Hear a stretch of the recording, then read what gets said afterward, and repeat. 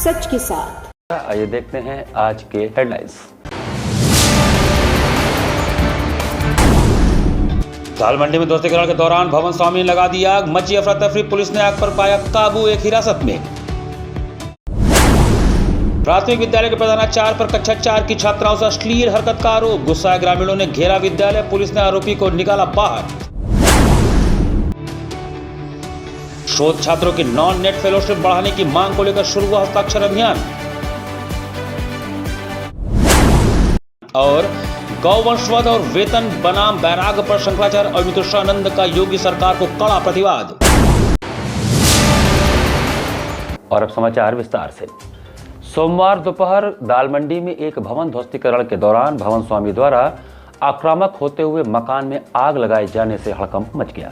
दाल मंडी में सोमवार के दोपहर बुलडोजर से भवन के ध्वस्तीकरण के दौरान अचानक आक्रामक हुए भवन स्वामी रहमत अली ने मकान में आग लगा दी। इससे हड़कंप मच गया। मौके पर भारी पुलिस फोर्स के साथ प्रशासनिक अधिकारी मौजूद थे। आग की लपटों और मकान में रहने वाले व्यक्ति के खिड़की से निकलकर चिल्लाने से अफरा तफरी मच गई। तनावपूर्ण स्थिति के बीच प्रशासनिक और पुलिस प्रशासन ने भवन स्वामी को समझाने बुझाने की कोशिश की, लेकिन भवन स्वामी द्वारा आग लगाने के कारण स्थिति और भी बिगड़ गई। आनंदफान में पुलिस प्रशासन को सारी कार्रवाई कुछ देर के लिए रोकनी पड़ी। बाद में पुलिस ने आग पर काबू पा लिया। इस दौरान आरोपित भवन स्वामी रहमत छत के रास्ते भाग निकला। पुलिस ने उसके भाई को हिरासत में ले लिया है। जानकारी के अनुसार दाल मंडी चौड़ीकरण की योजना के तहत मकान संख्या CK 39/9 पर ध्वस्तीकरण की कार्रवाई होनी थी। प्रशासनिक अधिकारियों ने भवन स्वामी को ध्वस्तीकरण की कार्रवाई शुरू करने की सूचना दी और तैयार होने के लिए कहा, तो भवन स्वामी ने पहले छत के रास्ते सड़क की ओर पेट्रोल फेंक कर आग लगाई और उसके बाद बर्तन में पेट्रोल लेकर बाहर मौजूद लोगों पर भी छिड़कने का प्रयास किया। इसी बीच उसने दरवाजे के बाहर भी आग लगा दी। देखते ही देखते लपटें उठने लगी। यह देख ध्वस्तीकरण कार्रवाई छोड़ अधिकारी और पुलिस आग पर काबू पाने और भवन स्वामी कब्जे में लेने के प्रयास में जुट गए। आग और भवन स्वामी के आक्रोश को देखते अनहोनी की आशंका के कारण कुछ लोग भागने भी लगे। कुछ लोग तो अपने अपने घरों से बाहर निकल आए। अधिकारियों ने भवन स्वामी को समझाने की कोशिश की, लेकिन उस पर कोई असर नहीं हुआ। इस बीच फोर्स ने पूरे इलाके को घेर लिया। आग से काफी सामानों की क्षति हुई। करीब आधे घंटे बाद आग पर काबू पाया जा सका। बताते हैं कि बेनियाबाग से दाल मंडी होते चौक मार्ग चौड़ीकरण में आ रहे एक भवन के मालिक के साथ सुबह प्रशासनिक अधिकारियों की सुबह बहस हुई थी। हालांकि इस भवन के ध्वस्तीकरण की चेतावनी प्रशासन द्वारा भवन मालिक को पहले भी दी गई थी। अभी सामान हटाया जा रहा था कि उसने पेट्रोल छिड़क कर आग लगा दी। मौके पर फायर ब्रिगेड के बाइक दस्ते को बुला लिया गया था। उधर पुलिस ने कहा कि भवन स्वामी ने उन लोगों को भी जलाने की कोशिश की। युवक ने पुलिस बल को रोकने के उद्देश्य से बोतल में भरे ज्वलनशील पदार्थ को मकान के अगले हिस्से पर छिड़क कर आग लगा दी। आग फैलती देख युवक स्वयं को बचाने के लिए अंदर कमरे में चला गया। युवक का कहना था कि उसके मकान पर कोर्ट ने स्थगन आदेश मिलने के बावजूद तोड़फोड़ की जा रही है। पुलिस ने युवक को काबू में करने का प्रयास किया तो उसने मकान का दरवाजा अंदर से बंद कर लिया। दाल मंडी पुलिस चौकी प्रभारी प्रकाश सिंह चौहान ने बताया कि युवक ने स्वयं को जलाने की कोशिश की थी। पुलिस के अनुसार मकान नंबर CK 40/71 के मालिक रहमत अली पुत्र अहमद अली ने आग लगाने की कोशिश की है। पुलिस आरोपित के भाई को पकड़कर थाने ले गई, जबकि आरोपित रहमत अली मकान की छत के सहारे फरार हो गया। पुलिस उसकी तलाश कर रही है। उसके खिलाफ मुकदमा दर्ज करने की तैयारी चल रही है। 21 मकान जो चिन्हित किए गए हैं उनका ध्वस्तीकरण किया जा रहा है। इसी को लेकर के यहाँ पे भारी पुलिस बल जो है वो तैनात है। ड्रोन से भी निगरानी की जा रही है। हाँ, यहाँ पे ड्रोन से भी निगरानी की जा रही है और 150 के करीब पुलिसकर्मी जो है वो इस वक्त दाल मंडी में मौजूद है। देखिए, जैसे जैसे ध्वस्तीकरण होगा और आगे बुलडोजर के लिए जगह बनेगी और बाकी मशीनों के लिए जगह बनेगी, तब इसके बारे में आगे लिया जाएगा। तो कितने भवन है? 21 जो है वो तोड़े जा रहे हैं। वो आपको सूची नगर निगम और PWD के द्वारा दे दी जाएगी। कुछ विरोध भी हुआ क्या? देखिए, कुछ लोगों के द्वारा शुरुआत में विरोध किया गया था, जिनका मकान ध्वस्तीकरण प्रारंभ होते हुए पड़ रहा था, तो उनको भी हिरासत में ले लिया गया। आगे की कार्रवाई की जाएगी। केंद्रीय एवं राज्य विश्वविद्यालयों में शोधरत छात्रों को दी जाने वाली नॉन नेट फेलोशिप की धनराशि में वृद्धि की मांग तेज हो गई है। देश के केंद्रीय एवं राज्य विश्वविद्यालयों में शोधरत छात्रों को दी जाने वाली नॉन नेट फेलोशिप की धनराशि में वृद्धि की मांग तेज हो गई है। वर्तमान में अधिकांश केंद्रीय विश्वविद्यालयों में यह राशि मात्र 8,000 रुपये प्रतिमाह है, जिसे शोधार्थियों ने अपर्याप्त और अन्यायपूर्ण बताया है। शोध छात्रों का कहना है कि यह राशि वर्ष 2008 में तत्कालीन आर्थिक परिस्थितियों के अनुसार तय की गई थी। उस समय JRF फेलोशिप की राशि 16,500 रुपये प्रतिमाह थी, जो नॉन नेट फेलोशिप से लगभग दोगुनी थी। वर्तमान समय में जेआरएफ की धनराशि बढ़कर मकान किराया भत्ता चारे सहित लगभग 45,000 रुपये प्रतिमाह तक पहुंच चुकी है, जबकि नॉन नेट फेलोशिप में पिछले 2 दशकों से कोई वृद्धि नहीं की गई है। शोधार्थियों का कहना है कि इतनी कम धनराशि में पूर्णकालिक शोध कार्य करना बेहद कठिन हो गया है। इससे न केवल शोध गतिविधियां प्रभावित हो रही हैं, बल्कि शोध छात्रों को मानसिक एवं आर्थिक दबावों का भी सामना करना पड़ रहा है। इसका सीधा असर उच्च शिक्षा में शोध की गुणवत्ता पर पड़ता है। इस संबंध में शोध छात्रों द्वारा एक हस्ताक्षर अभियान भी चलाया जा रहा है, जिसे शीघ्र ही विश्वविद्यालय अनुदान आयोग यूजीसी को भेजा जाएगा। शिवम सोनकर ने बताया कि शोधार्थियों की समस्याओं को ध्यान में रखते हुए तत्काल कार्रवाई की आवश्यकता है। उन्होंने कहा कि हमें उम्मीद है कि आयोग इस मांग पर गंभीरता से विचार करेगा। शोध छात्रों की प्रमुख मांगें हैं कि वर्तमान में 8,000 रुपये प्रतिमाह दी जा रही नॉन नेट फेलोशिप को बढ़ाकर 25,000 रुपये प्रतिमाह किया जाए। फेलोशिप को महंगाई सूचकांक से जोड़ा जाए ताकि समय समय पर इसमें स्वतः वृद्धि हो सके। देश के सभी केंद्रीय एवं राज्य विश्वविद्यालयों में प्रत्येक शोधार्थी को नॉन नेट फेलोशिप से जोड़ा जाए। शोध छात्रों का कहना है कि देश की उन्नति एवं उच्च शिक्षा का भविष्य गुणवत्तापरक शोध कार्यों से जुड़ा है। ऐसे में शोधार्थियों को आर्थिक रूप से मजबूत करना आवश्यक है। आज हमने ये कैंपेन सिग्नेचर कैंपेन चालू किया है हमने हस्ताक्षर अभियान। मैं शोध छात्र होने के नाते मुझे नॉन नेट फेलोशिप मिलती है काशी हिंदू विश्वविद्यालय की तरफ से, जो कि प्रतिमाह 8,000 रुपये है। ये फेलोशिप या ये प्रतिमाह दर जो 8,000 पर मंथ हमको मिलती है, ये आज से 2 दशक पहले चालू की गई थी उस समय के हिसाब से। वर्तमान समय में जेआरएफ की फेलोशिप उसमें 12,500 हुआ करती थी।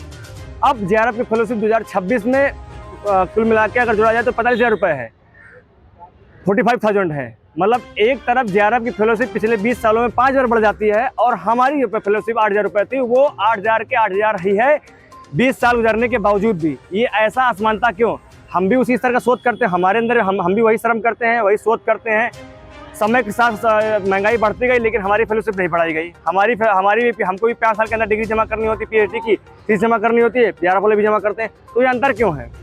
क्यों नहीं केंद्रीय विश्वविद्यालय पर मंथ हमको 25,000 रुपये जो कहा गया था कि जितनी भी जेआरएफ फेलोशिप हुई उसका 60% रुपये क्या कहते हैं नेट की फेलोशिप दी जाएगी, नॉन नेट की फेलोशिप दी जाएगी। लेकिन 20 साल बाद भी आज हम 8,000 के 8,000 रुपये लटके हुए हैं। जेआरएफ वाले की फेलोशिप 4 गुनी बढ़ गई है, 45,000 हो गई है। प्राथमिक विद्यालय पिसौर में एक प्रधानाचार्य पर कक्षा 4 की 4 छात्राओं के साथ छेड़खानी का गंभीर आरोप प्रकाश में आया है। प्राथमिक विद्यालय के प्रधानाचार्य ने कक्षा 4 की छात्राओं से अश्लील हरकत किया। ग्रामीणों ने घेर लिया और विद्यालय पहुंची पुलिस शिक्षा विभाग के अधिकारी और कार्रवाई का उन्होंने आश्वासन दिया।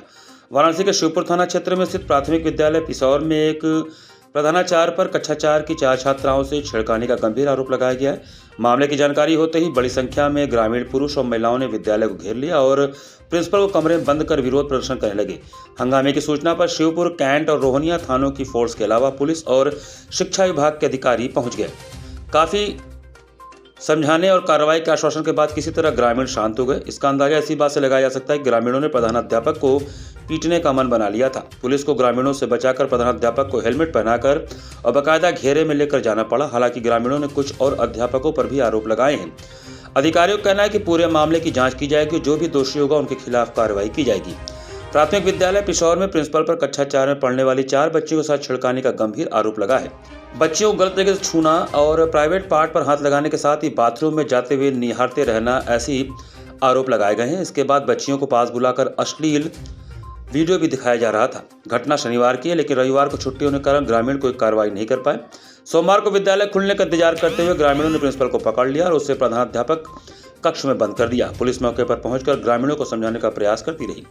पुलिस के उच्च अधिकारियों डीसीपी वरुणा जोन और प्रमोद कुमार एसीपी कैंट ने मौके पर स्थिति को नियंत्रित करने का प्रयास किया। ग्रामीण हाथों में चप्पल की माला लिए हुए आरोपित को खुद के हवाले करने की मांग कर रहे थे।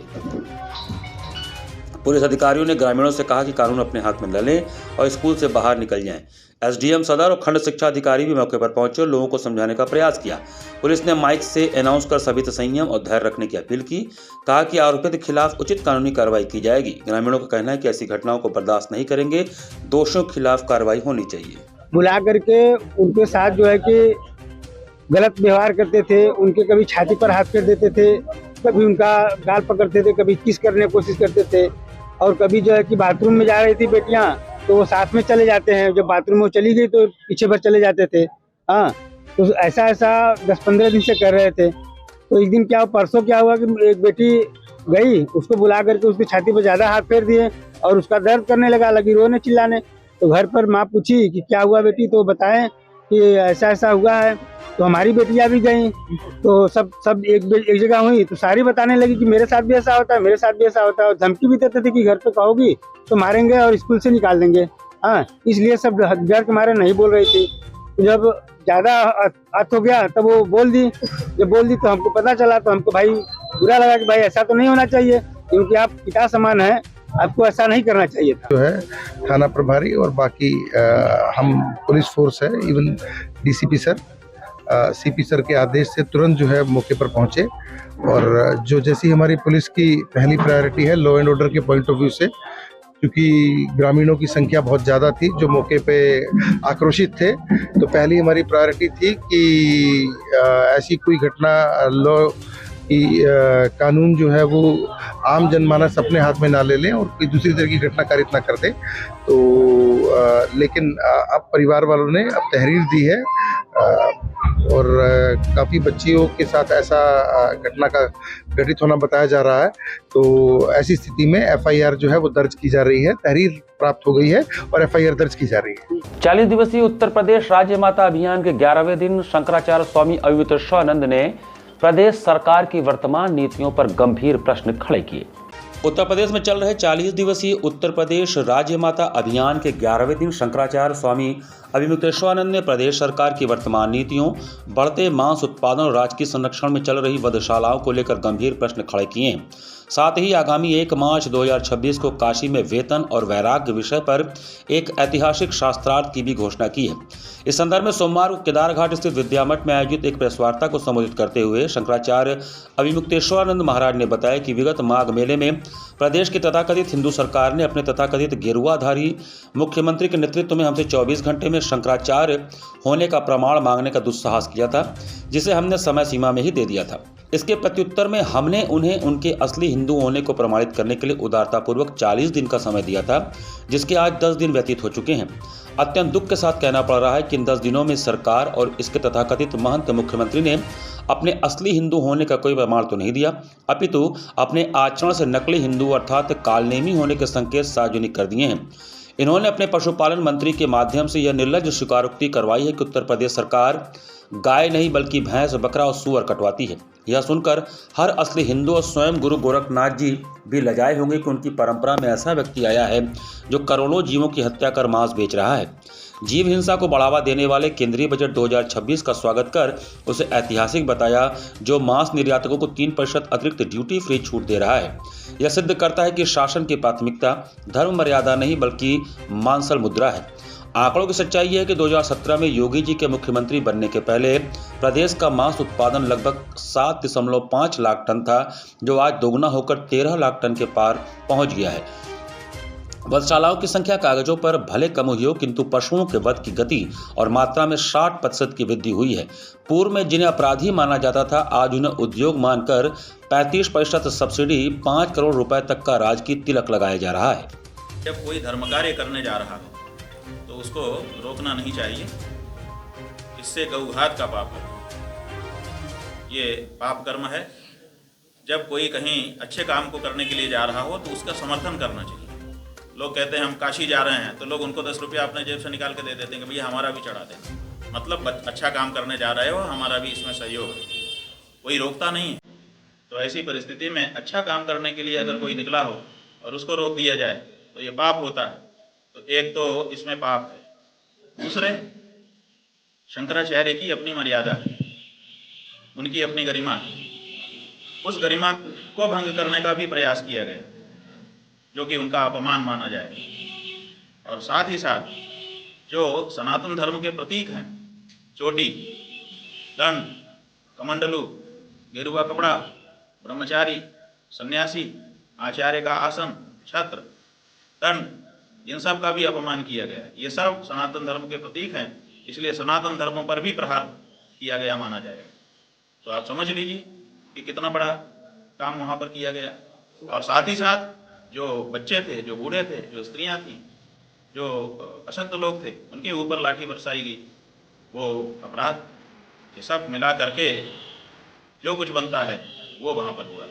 यहाँ पर वक्त चला छोटे से ब्रेक का। बने रहिए सिटी वाराणसी लाइव के साथ। वाराणसी लाइव, सच के साथ। Facilities of Navneeta Kuvar Public School, quality education, well qualified faculty, dance, vocal, instrumental music, robotics, art and craft, skating, karate classes, indoor and outdoor activities, use playground for kindergarten and various types of games, math, physics, biology, chemistry lab and smart library, well maintained computer lab and classes, highly secure and GPS track convince facilities, educational based activities using technique tools and interesting methods for student.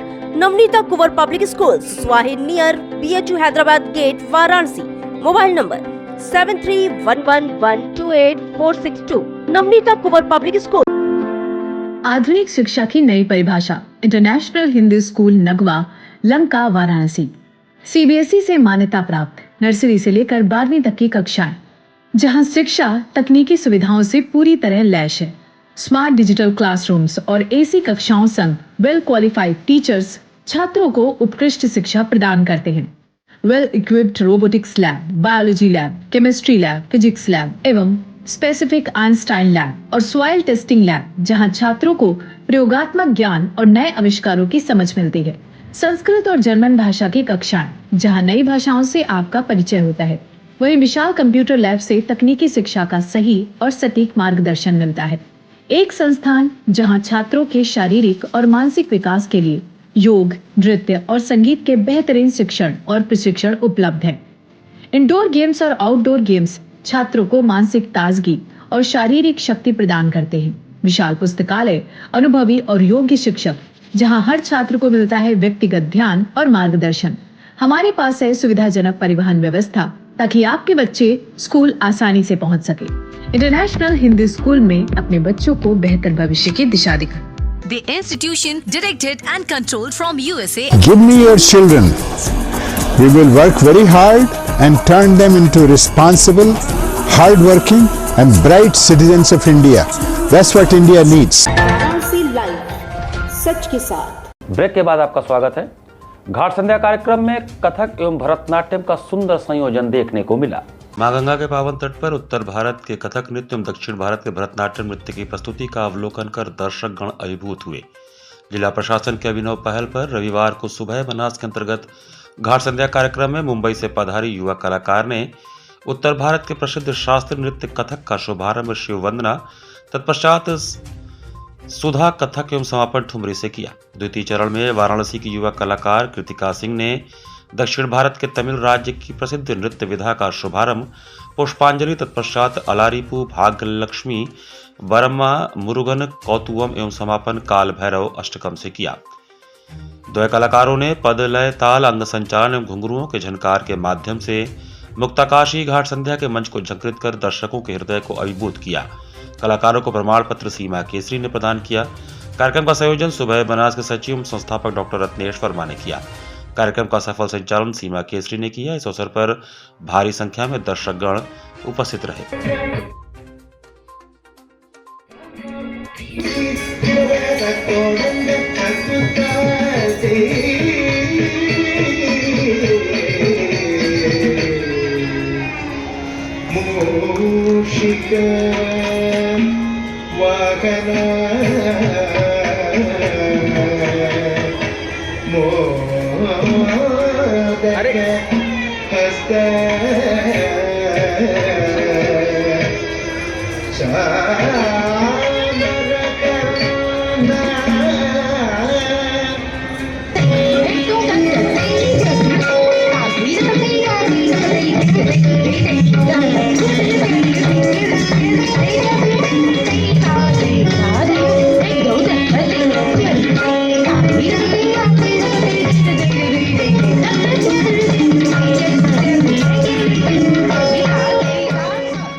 रविवार को स्वर्गीय परिमला देवी को समर्पित संगीत सभा की 108वीं सांस्कृतिक संध्या आयोजित हुई।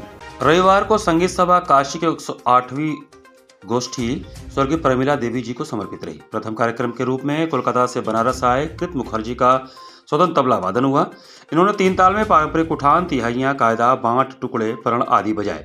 इनके साथ सारंगी पर संगत काशी के युवा प्रतिभावान वादक अनीश मिश्रा ने किया। इसके पश्चात कानपुर से पधारे पंडित राजकुमार त्रिपाठी का स्वतंत्र तबला वादन हुआ। उन्होंने उठान, लयकारी से परिपूर्ण पेशकारा, पंजाब घराने का कायदा, बनारस का बांट, रेला, चक्रधार गति तथा तिहाइयों के विभिन्न प्रकार पेश किए। इनके साथ सारंगी पर पुनः अनिश मिश्रा ने मधुर संगत कर श्रोताओं से आशीर्वाद प्राप्त किया। अंतिम कार्यक्रम के रूप में कोलकाता से पधारे पंडित सुमन लाहा का गिटार वादन हुआ। उन्होंने राग श्री की अवतारणा की। परंपरा के अनुसार ध्रुपद अंग से आलाप, जोड़ और ताल, धम्मार एवं तीन ताल में विलंबित तथा द्रुत गत एवं झालर प्रस्तुत कर तालियां बटोरी। इनके साथ कोलकाता से ही पधारे पंडित देवाशीष मुखर्जी ने तबला संगत कर इनके कार्यक्रम को पूर्णता प्रदान किया। कार्यक्रम के पश्चात संयोजक पंडित पूर्ण महाराज ने सभा की तरफ से धन्यवाद ज्ञापित किया और 22 फरवरी को आयोजित इस कार्यक्रम के द्वितीय भाग के लिए सभी श्रोताओं को पुनः आमंत्रित किया।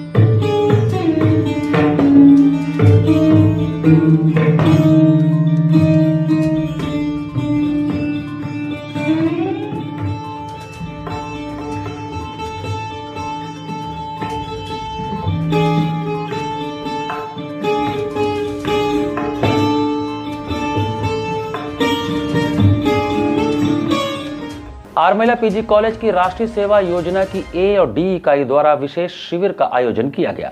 आरमेला पीजी कॉलेज वाराणसी की राष्ट्रीय सेवा योजना एनएसएस की इकाई ए एवं डी द्वारा सोमवार को दिवसीय विशेष शिविर का आयोजन लौराबीर पार्क एवं आजाद पार्क वाराणसी में किया गया। शिविर का मुख्य विषय स्वच्छ काशी सुंदर काशी था। इस अवसर पर एनएसएस की स्वयं सेविकाओं ने स्वच्छ भारत स्वस्थ भारत अभियान को आगे बढ़ाते हुए स्वच्छता रैली निकाली तथा पार्कों की सफाई कर कूड़े का उचित निस्तारण किया। साथ ही आसपास के क्षेत्र के नागरिकों को स्वच्छता के प्रति जागरूक किया गया तथा वृक्षों की कटाई पर चिंता व्यक्त की गई। स्वयं सेविकाओं ने अपने कार्यक्रमों के माध्यम से संदेश दिया कि पौधारोपण मानव जीवन और पर्यावरण संरक्षण के लिए अत्यंत आवश्यक है। उन्होंने बताया कि पौधारोपण के प्रति केवल सरकारी एवं गैर सरकारी संस्थाएं नहीं बल्कि सामान्य जनमानस को भी सजग और सक्रिय होना चाहिए। पेड़ लगाएं, पर्यावरण बचाएं। कार्यक्रम के अंतर्गत स्वयं सेविकाओं द्वारा पार्क परिसर में आम, पीपल, नीम, अशोक एवं गुलमोहर जैसे पर्यावरण अनुकूल पौधों का रोपण किया गया। इसके पश्चात पौधारोपण के महत्व को दर्शाने हेतु स्वयं सेविकाओं ने नुक्कड़ नाटक, कविता पाठ, विभिन्न प्रकार के नारे, चार्ट एवं पोस्टर प्रस्तुत कर जन जागरूकता का प्रयास किया। कार्यक्रम का समापन राष्ट्रगान के साथ हुआ। इसके पश्चात स्वयं सेविकाओं ने जलपान किया और इसमें 200 स्वयं सेविकाओं ने भाग लिया। नमो घाट पर आयोजित होने वाले सांस्कृतिक संध्या में बेंगलुरु की सुमंगला प्रभु का भरतनाट्यम नृत्य हुआ। नमो घाट पर आयोजित होने वाले काशी वंदन सांस्कृतिक कार्यक्रम में बेंगलुरु कर्नाटक से पधारी सुमंगला प्रभु का भरतनाट्यम का नृत्य आयोजित हुआ, जिसमें उन्होंने सर्वप्रथम सर्वदेवता मंगलम जो उनके गुरु जी की रचना है, उन्होंने शुरुआत कर लोगों का अभिवादन लिया। तत्पश्चात दुर्गा कोटवा में प्रस्तुति दी और अंत में भरतनाट्यम का पारंपरिक दिलाना नृत्य करके लोगों का अभिवादन लिया और कार्यक्रम को मनमोहक बना दिया। कार्यक्रम संयोजक अंशुमान महाराज रहे।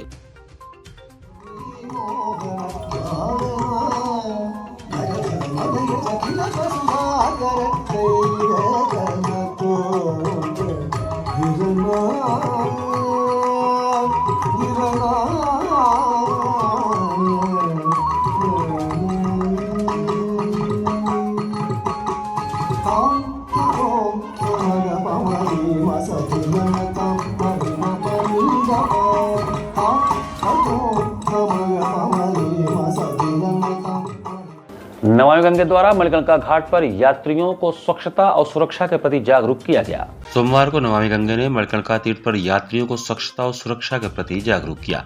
जागरूकता के दौरान नमामि गंगे काशी क्षेत्र के संयोजक व नगर निगम के स्वच्छता ब्रांड एम्बेसडर राजेश शुक्ला ने नाविकों द्वारा सुरक्षा नियमों का पालन जैसे लाइफ जैकेट, क्षमता से अधिक सवारी न बैठाने, तीर्थ स्थल की स्वच्छता और आध्यात्मिक मर्यादा बनाए रखने का आह्वान किया ताकि कोई अप्रिय घटना न हो। इस दौरान मणिकर्णिका तीर्थ के गंगा तट और शिव कचहरी की सफाई की गई। यात्रियों को स्वच्छता का संकल्प दिलाया गया। राजेश शुक्ला ने कहा कि तीर्थयात्रियों से निवेदन है कि स्वच्छता के सहयोगी बने, लाइफ जैकेट पहने और नावों की क्षमता से अधिक सवारी न करें। तीर्थस्थल की आध्यात्मिक मर्यादा को बनाए रखें। आयोजन के दौरान प्रमुख रूप से नमामि गंगे काशी क्षेत्र के संयोजक और नगर निगम के स्वच्छता ब्रांड एम्बेसडर राजेश शुक्ला, अजय मिश्रा, वीरेंद्र सिंह, शंभू मांझी सहित तीर्थयात्री शामिल रहे। आगामी 11 से 19 फरवरी तक श्री दुर्गा मंदिर प्रांगण दुर्गाकुंड में 9 दिवसीय श्री चंडी महायज्ञ का आयोजन किया जा रहा है।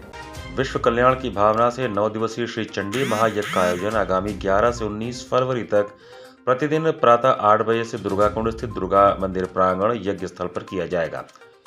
महायज्ञ के शुभारंभ अवसर पर 11 फरवरी को प्रातः 8 बजे एक भव्य कलश यात्रा 80 घाट से प्रारंभ होकर 80 चौराहा, पंद्रश्री चौराहा होते हुए यज्ञ स्थल तक पहुंचेगी, जहां विधि विधान से यज्ञ वेदी पर कलश स्थापना की जाएगी। यह जानकारी महायज्ञ के संकल्पकर्ता एवं दुर्गा मंदिर के महंत पंडित रमेश महाराज ने सोमवार दोपहर यज्ञ स्थल पर पत्रकारों से वार्ता करते हुए दी। उन्होंने बताया कि सनातन संस्कृति में मानव उत्थान एवं विश्व कल्याण के लिए आदि शक्ति की आराधना अत्यंत आवश्यक मानी गई है। इन्हीं उद्देश्यों की पूर्ति हेतु इस महायज्ञ का आयोजन किया जा रहा है। उन्होंने बताया कि वर्ष 1997 से निरंतर चल रहे अनुष्ठान की यह 27वीं श्रृंखला है। महायज्ञ के निमित्त विगत 9 अक्टूबर से अष्टादश पुराण कथा, ध्वजारोहण एवं शक्ति पारायण जैसे विविध अनुष्ठान आयोजित होते रहे हैं। महायज्ञ प्रतिदिन प्रातः 8 बजे से प्रारंभ होगा, जिसमें विद्वान ब्राह्मणों द्वारा विविध वैदिक अनुष्ठान संपन्न कराए जाएंगे।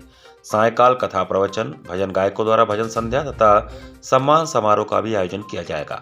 महायज्ञ का समापन 19 फरवरी को होगा। इस अवसर पर नीरज उपाध्याय, रविशंकर सिंह, संजय ग्रहरी तथा निशांत कुमार, विशाखापत्तनम सहित अन्य गणमान्य लोग उपस्थित रहे। जो 9 दिवसीय इस प्रांगण में चंडी महायज्ञ होने जा रहा है। 11 फरवरी सुबह 8 बजे कलश यात्रा के साथ 19 फरवरी दोपहर 12 बजे पूर्णाहुति के साथ संपन्न होगा। राज्य संकल्प का समापन ये 27 यज्ञ का संकल्प लिया था 1997। ये 27वां यज्ञ पूर्ण होने के लिए खड़ा है।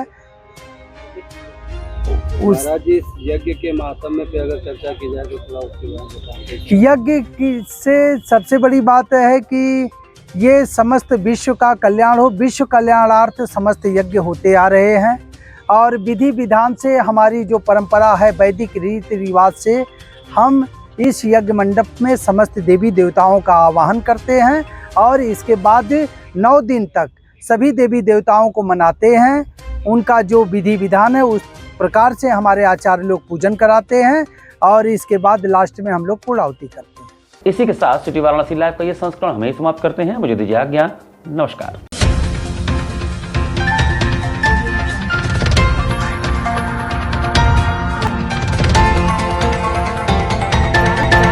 लाइव सच के साथ।